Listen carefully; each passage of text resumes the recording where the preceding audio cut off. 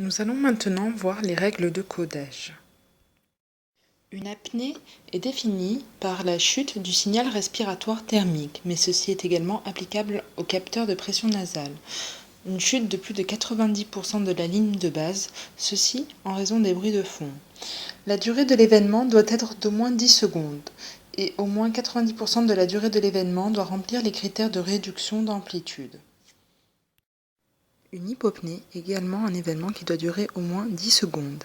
Il est défini par la diminution d'au moins 50% d'un signal de débit par rapport au niveau de base ou par une diminution inférieure à 50% ou un aspect de plateau inspiratoire associé à une désaturation transcutanée d'au moins 3% et ou à un micro-éveil cortical lorsqu'il s'y associe une polysomnographie.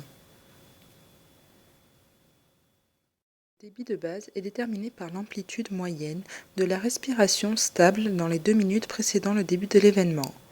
Chez les personnes qui n'ont pas de respiration stable, il est défini par l'amplitude moyenne des 3 cycles les plus amples au cours des 2 minutes précédant le début de l'événement.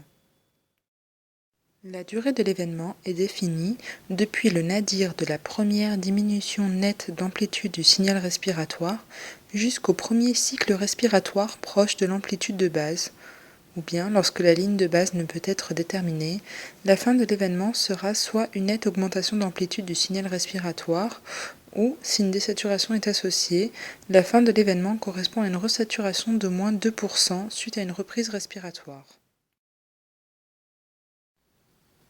Nous allons maintenant voir les événements de type obstructif. La pression œsophagienne est la méthode de référence permettant de déterminer l'origine obstructive d'un événement, mais elle n'est plus utilisée en pratique. Les données de la polygraphie vont donc nous aider à déterminer l'origine obstructive ou non d'un événement.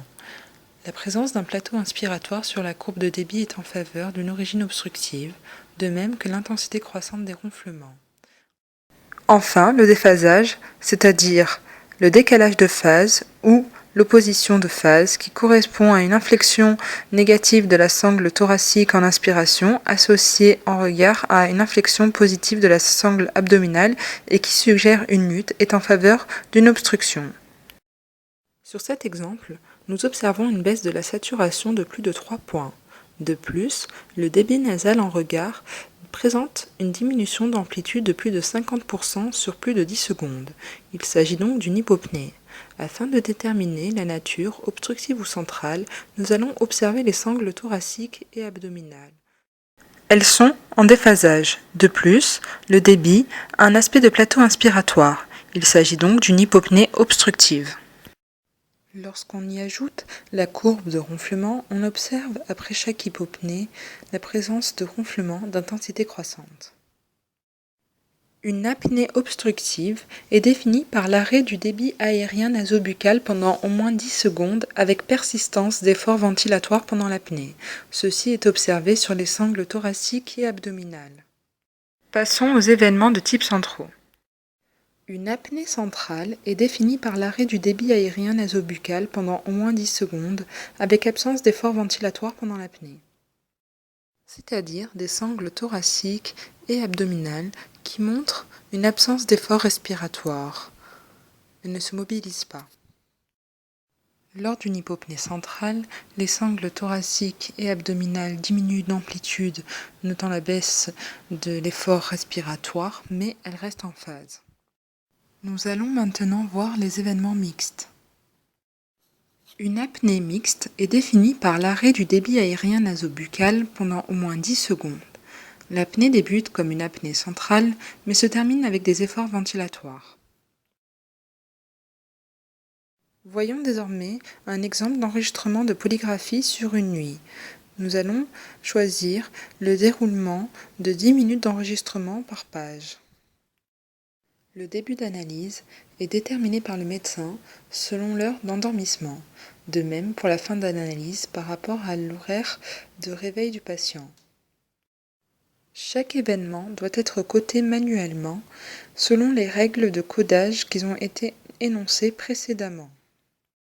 On observe dans cet enregistrement une alternance de phases où il y a des événements et des phases où il n'y a pas d'événements.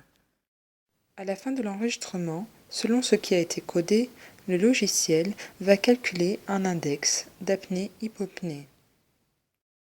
Cet index permet de déterminer la sévérité du syndrome d'apnée du sommeil. Il existe un syndrome d'apnée du sommeil obstructif lorsque l'IAH est supérieur à 5. Entre 5 et 15, c'est un syndrome d'apnée du sommeil léger. Entre 15 et 30, c'est un syndrome d'apnée du sommeil modéré. Et supérieur à 30, il s'agit d'un syndrome d'apnée du sommeil sévère. Dans cet exemple, il s'agit d'un syndrome d'apnée du sommeil obstructif modéré. L'IAH est égal à 28. La prise en charge du syndrome d'apnée du sommeil dépend de sa sévérité. Voyons les indications qui sont actuellement admises. Pour un SAOS léger, les règles hygiéno-diététiques sont indiquées. Pour un SAOS modéré, avec des maladies cardiovasculaires associées, c'est la PPC en première intention. S'il n'y a pas de maladie cardiovasculaire associée, une orthèse d'avancée mandibulaire sera proposée en première intention. Enfin, en cas de SAOS sévère, c'est la PPC qui est le traitement de référence.